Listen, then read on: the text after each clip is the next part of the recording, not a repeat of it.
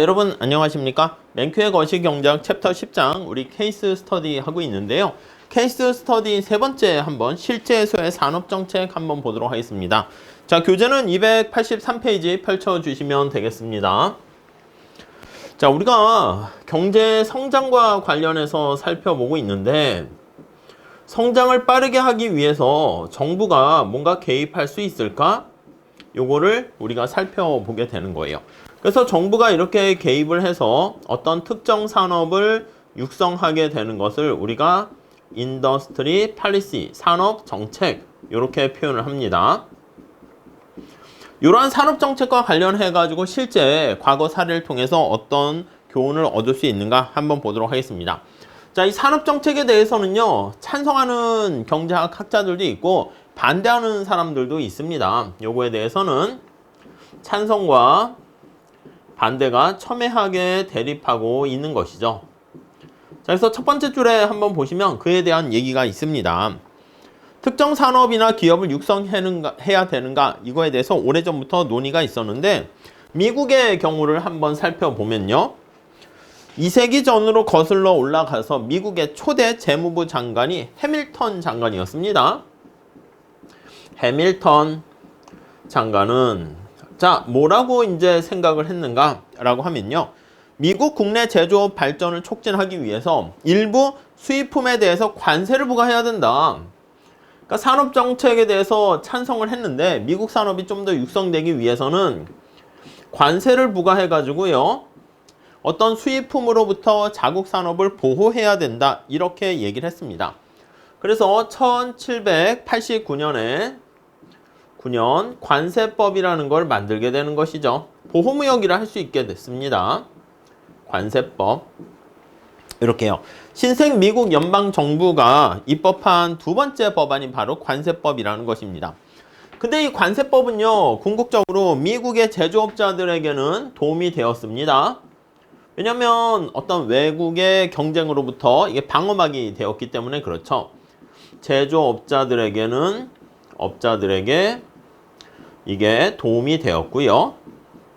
바람막이 안전장치가 되었어요. 근데 외국산 제품에 대해서 더 높은 가격을 지불해야 되는 농부들 입장에서는 피해를 보게 되었어요. 자국산 외국에서 좀 싸게 좋은 거 어떤 기계 같은 거 도입할 수 있는 농부들 입장에서는 자국에 비싼 거를 사용해야 되니까 이렇게 피해를 보게 되었다. 이렇게 볼 수 있습니다. 근데 우리 미국 같은 경우 살펴봤을 때 미국이 이렇게 있으면 여기 나와 있는 제조업자들은요, 주로 어디에 위치해 있는가라고 하면 공장이잖아. 그러니까 약간 북부에 위치하게 되는 거야, 이쪽에. 그래서 북부에 위치하게 되고요. 그리고 여기 나와 있는 농부들은요, 주로 이제 농사, 밀 등등등 이런 걸 해야 되는 거니까 남부에 농부들이 위치해 있게 되는 것이죠. 농부들은 주로 이렇게 남부 지역에 위치하게 됩니다. 이게 이제 또 사실 노예 해방과 더불어서 남북 전쟁이 일어나게 된 원인이다. 이렇게 볼 수도 있겠습니다. 오케이? 네, 이 정도까지 정리하시고요.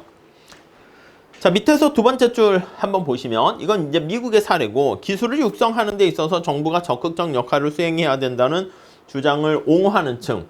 역시 또 정부가 적극적으로 해야 된다. 옹호하는 주장. 특히 이게 최근에는 또 기술과 관련해서 기술 관련 정책에서 이슈가 되는 것이죠. 정책에서. 자, 여기서 이제 옹호하는 측은 일부 성공 사례를 들게 됩니다. 정책에 대해서 찬성 측의 주장은 야, 네가 사용하는 인터넷을 봐라. 그거 원래 시초가 뭔지 알아? 거기 보시면 인터넷의 시초가 알파넷입니다. 알파넷. 근데 이 알파넷이라는 게 사실은 어떻게 보면은 미국의 컴퓨터 네트워크였는데 미국의 군사 설비들, 국방성 안에서 만들어진 거야. 미국의 국방성, 정부 아니겠습니까? 국방성 안에서 자기네끼리 활용하다 그걸 오픈시킨 것이다 라고 보시면 되겠습니다. 자, 그러니까 결국 인터넷의 시초가 되는 알파넷 같은 경우 보면 아니 이거 정부가 적극적으로 개입해서 우리가 확산시킨 거 아니냐 이렇게 볼 수 있다는 것이죠. 물론 이런 거에 대해서 반대하는 측도 있습니다. 오히려 정부가 이렇게 촉진하고 시발점이 되기도 하지만 오히려 상황을 악화시키는 경우도 있다는 것이죠. 실수라고 하는데 자, 일본 같은 경우 볼게요. 일본의 통상산업성은 산업정책을 성공적으로 시행한 주체로 이제 많이 얘기를 하지만 일본 같은 경우에 혼다가 지금은 뭐 자동차도 만들고 뭐 이렇게 등등등 많이 하는데 오토바이뿐만 아니라 처음에 거기 보시면 오토바이 부분에서 성공을 했는데 자동차로 사업을 오토바이에서 자동차로 사업을 확장하려고 하는데 이거를 이제 확장을 일본 정부가 억제를 한 거죠. 자동차 산업으로 확장하는데 일본이 허가를 안 내준 겁니다. 그래서 시도하려고 했는데 실패하게 된 거죠. 왜냐면 일본에는 이미 충분한 자동차 기업들이 있으니까 이거 과잉 투자를 하기 때문에 과잉 경쟁이 될 거다. 이렇게 얘기를 합니다. 그래서 확장을 이거를 억제했다. 이렇게 보시면 되겠어요. 물론 이제 혼다는 나름 성공을 해가지고 잘 뭐 이렇게 하고 있는 것 같긴 하지만 그런 얘기가 있고요.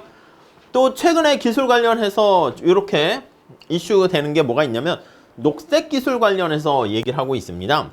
자, 그래서 미국 연방정부는 세계 기후 변화에 대해서 인간이 미치는 영향을 줄이기 위해서 전통적인 방법보다는 탄소 배출을 낮출 수 있는 방법으로 이루어진 에너지 생산에 특히 녹색 기술이라 쓸게요. 녹색 기술 측면에 있어서 녹색 기술 측면에서 탄소 에너지를 줄이는 거죠. 그래서 탄소 배출을 낮추는 저탄소 배출입니다. 탄소 배출을 줄이는, 감소시키는 어떤 기술에 대해서 기술에 생산 보조금을 준단 말이지. 생산 보조금을 제공합니다. 이렇게 생산 보조금을 제공하게 되면은 요거를 권장해서 새로운 산업 정책으로 육성하는 거 아니겠습니까?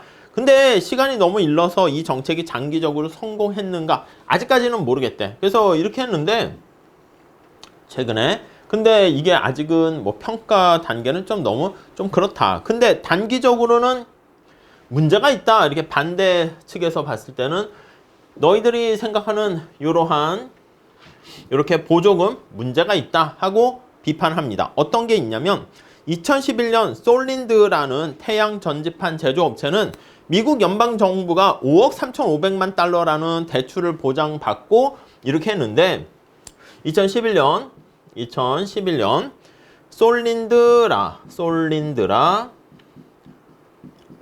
이런 기업이 정부의 보조금을 엄청나게 많이 받았는데 파산해 버렸어요. 그 뭐야, 이 돈은 다 어떻게 보면 국민의 세금으로 이제 보조를 해준 가능성이 많겠지. 근데 파산되니까 이거 뭐 성과가 없는 경우도 있겠죠. 자, 그래서 산업정책과 관련해서는요, 아직까지는 이제 앞으로도 계속 더 논쟁의 여지가 있다라고 하면서 과거의 사례들을 몇 개 제시하고 있습니다. 그래서 정부가 적극적으로 처음에는 개입하는 게 바람직한지, 그래서 성공하는 경우도 있고, 자칫 정부가 특정 기업이나 어떤 특정 산업을 우리가 지원해야 되잖아. 어떤 산업을 지원할 것인가, 거기 잘못 지원하게 되면 엄하게 막 부패 이런 것들이 낄 가능성이 있게 되는 것이죠. 자, 아무튼 그런 점을 우리가 신경 쓰면서 주시해야 된다. 이렇게 보시면 되겠습니다. 자, 여기까지 할게요. 감사합니다.